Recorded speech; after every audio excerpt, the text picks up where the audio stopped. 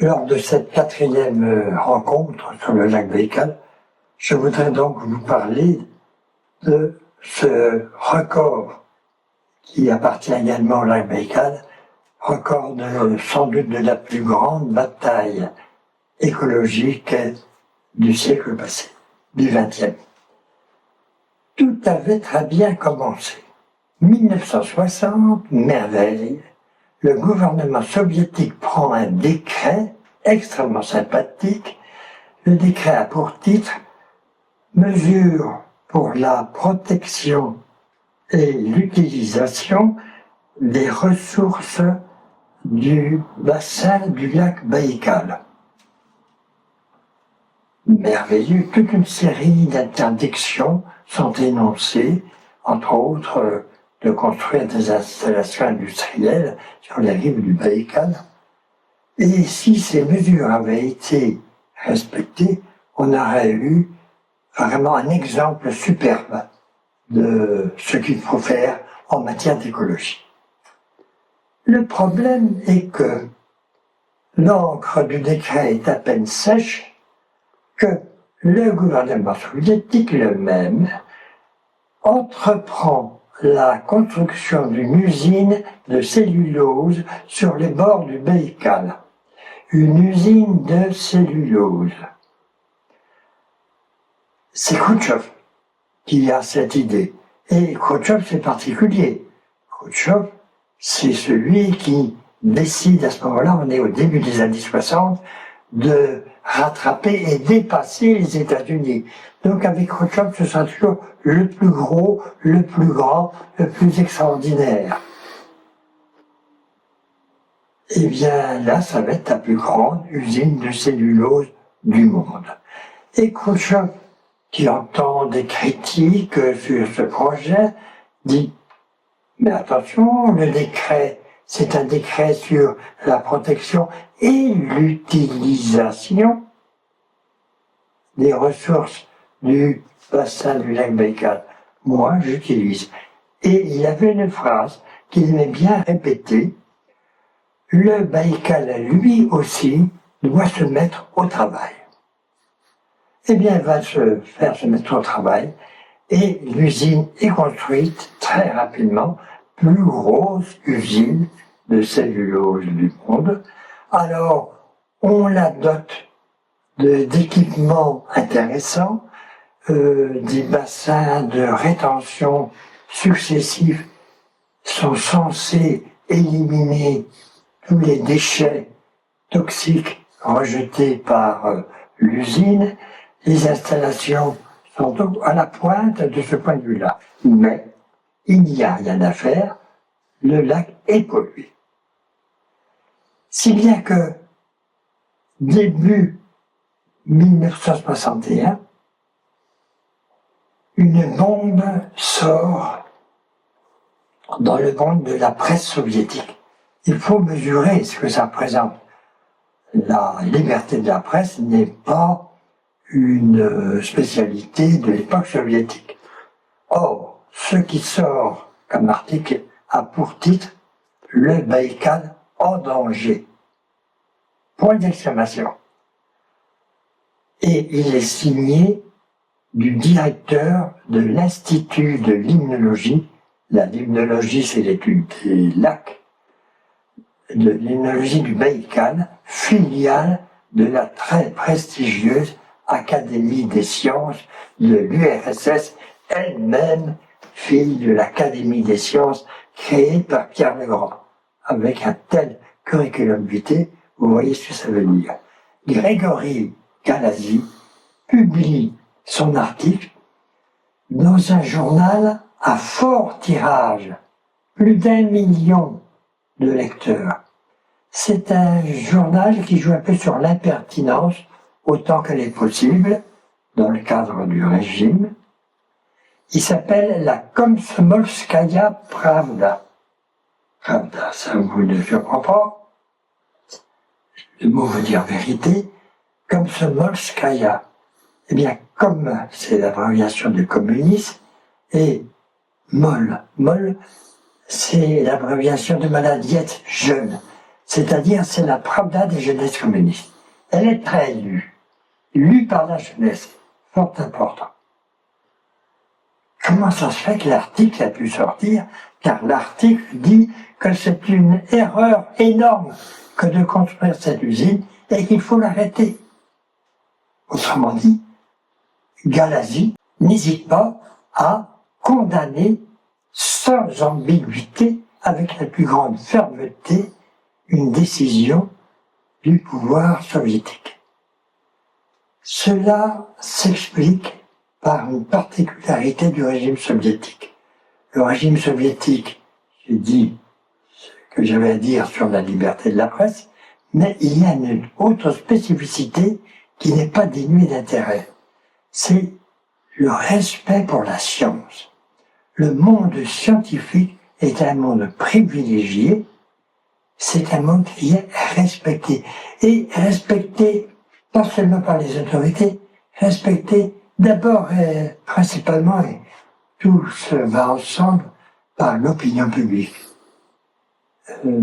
Je l'ai vu, moi, en voyant fonctionner des classes à l'époque post-soviétique.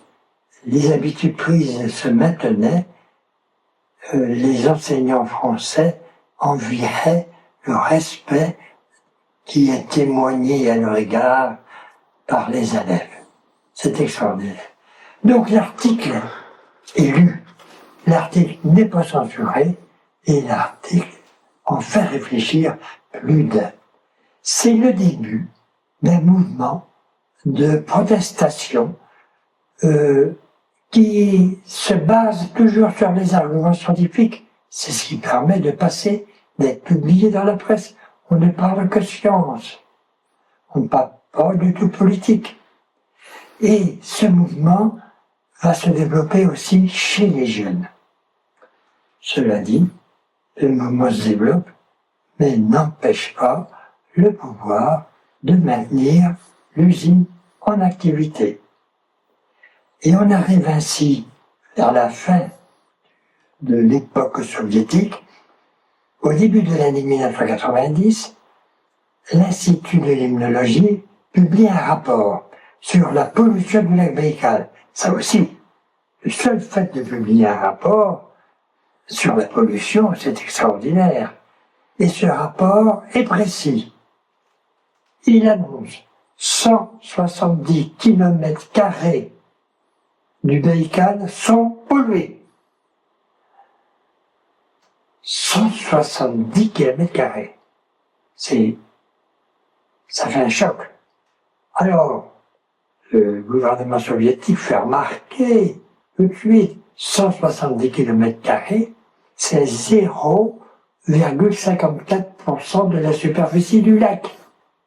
Hein, si tous les lacs d'Europe occidentale étaient pollués comme ça, ce serait pas mal. C'est sûr que c'est peu, 0,54%, mais c'est 170 km², c'est peu et c'est trop. Donc, ce rapport, il ne fait que renforcer le mouvement. Et il va se passer quelque chose de nouveau à partir de 1985. 1985, c'est l'arrivée au pouvoir de Gorbatchev. Et c'est un changement énorme dans le domaine de la vie politique. Les manifestations de rue sont autorisées. Et les Russes ne s'en privent pas. À Irkoutsk, grande ville proche du Baïkal, mais à Moscou, mais à Leningrad, à l'époque c'est Leningrad, et dans les grandes villes soviétiques, il y a des manifestations contre l'usine. Si bien que, peu après la fin de l'URSS, la fin de l'URSS c'est 92, en 1998, un décret est pris par la Douma. La Douma, c'est le Parlement de la Russie, qu'on appelle désormais Fédération de Russie, et ce décret de 1998, il est d'une sévérité totale. Aucune activité industrielle sur les bords du Baïkal. Le gouvernement manœuvre. Il y a toute une série de péripéties dont je vous fais grâce, que vous pourrez lire à loisir dans le bouquin Baïkal Mer Sacré, mais le sort de l'usine va se décider plus vite même que prévu. Non seulement il y a ces manifestations de plus en plus importantes, il y a deux choses qui vont être décisives. 1996, décembre, au Mexique, à Mérida, l'Assemblée de la structure de l'UNESCO chargée d'établir la liste du patrimoine mondial, cette assemblée décide d'inscrire le Baïkal sur la liste du patrimoine mondial. Quel honneur, oui, mais quelles obligations. Cela implique en effet, pour rester sur la liste, pour ne pas descendre dans l'infamante catégorie du patrimoine de l'humanité en danger, qui menace le Baïkal si jamais l'usine continue, ça implique de prendre des décisions considérables. Et c'est les décisions donc de ce décret de 1998. Et ce qui va accélérer les choses, la deuxième chose, c'est tout à fait fortuit. En 2005, en 2013, excusez-moi, début de l'année 2013, un incendie se déclare dans l'usine. L'incendie révèle que l'usine a vieilli, que les équipements sont hors d'âge et qu'il faudrait un énorme renouvellement. Or, l'usine est devenue privée. On est après l'URSS, toutes les nationalisations ont été dénationalisées. Et les investisseurs privés reculent devant l'énormité de l'investissement à faire. Si bien que, je vous ai dit, début de l'année 23, de 1913, il y a un incendie et en août 2013, décision de stopper l'usine et de la démolir. La décision a été prise, la décision est mise en application immédiatement, l'usine est totalement rasée. Les travaux en cours sont d'une part des travaux de réhabilitation agricole du site, agricole ou bien nature sauvage, on replante. Et la deuxième activité, c'est la recherche d'une activité pour donner du travail à la main-d'œuvre licenciée de l'usine, une activité qui serait absolument non polluante. On en est là. 2013, le Baïkal est sauvé de la pollution industrielle. Vous vous souvenez qu'il y a les petites crevettes qui vont se charger du nettoyage. Il n'y a plus aucune source, depuis 2013, aucune source de pollution industrielle sur les bords du Baïkal. C'est vierge sur 2000 km de long. Ça aussi, il faut se rendre compte. Le Léman, c'est 200 km de rive. Le Baïkal, c'est 10 fois plus. Il n'y a plus une seule usine polluante. Voilà. C'est un immense combat écologique. Au total, ça fait un demi-siècle et une énorme victoire écologique. Alors, le Baïkal sauvé de la pollution industrielle, donc tout est réglé. Et c'est pas si simple que ça. Je vous parlerai la prochaine fois d'un nouveau danger qui pèse sur le Baïkal.